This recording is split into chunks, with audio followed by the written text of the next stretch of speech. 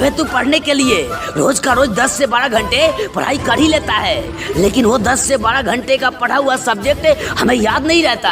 हम लोग कड़ी मेहनत के बाद कुछ विषय के कुछ टॉपिक को अच्छी तरह क्लियर कर उसे याद कर लेते हैं, लेकिन कुछ देर बाद उस टॉपिक को भी हम लोग भूल जाते हैं। अरे कुछ क्षण के लिए हमें लगने लगता है कि हम इस क्वेश्चन को कभी भूलेंगे नहीं, लेकिन कुछ दिनों के बाद हम उस क्वेश्चन को भी भूल जाते हैं। अरे कुछ लोग 2 घंटे पढ़कर भी सारे सब्जेक्ट को अच्छी तरह क्लियर कर लेते हैं, लेकिन मैं उन लोगों से 5 या 6 गुना पढ़ाई अधिक करने के बाद सारे सब्जेक्ट को क्लियर कर नहीं पाता।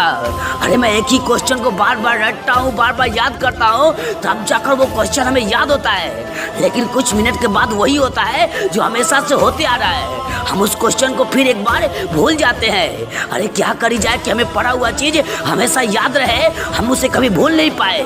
इसके लिए एक ही उपाय है, और वो क्या है? अब ध्यान से सुनना। देखो, मैं ये नहीं कहता कि तू पढ़ाई अच्छी तरह नहीं करता है। अरे तू पढ़ाई अच्छी तरह करता है, लेकिन तेरे को जैसा पढ़ाई करनी चाहिए वैसे तू पढ़ाई कर नहीं पाता है।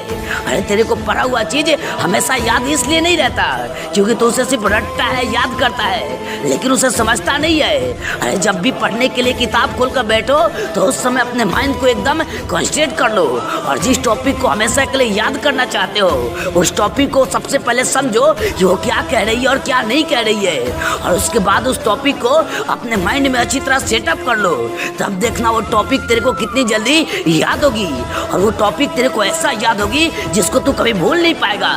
इसलिए अब रटना बंद करो और सारे क्वेश्चन को अच्छी तरह समझकर अपने माइंड में सेटअप करना स्टार्ट करो, क्योंकि रटी हुई चीजें हमेशा याद नहीं रहती, लेकिन समझी हुई चीजें जीवन भर याद रहती है। इसलिए आज और अभी से रटने का काम बंद और पढ़ाई को अच्छी तरह समझने का काम स्टार्ट करो।